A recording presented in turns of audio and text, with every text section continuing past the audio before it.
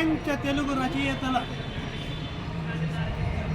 మహాసభల సందర్భంగా 6వ తెలుగు సభల సందర్భంగా అందరికీ పిలుపునిచ్చేది ఏంటంటే, తల్లిదండ్రులార బిడ్డలకు తెలుగు నేర్పుడి, మాతృభాషలోన మాధుర్య తెలియజేయుడి.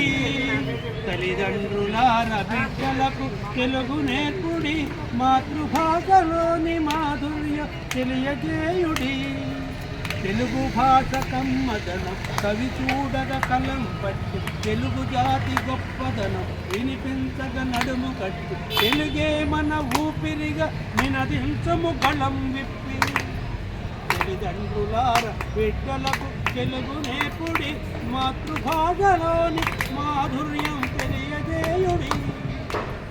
తెలుగు బావుల్లో ఊరేటి తేట తెలుగుర ప్రజల గుండె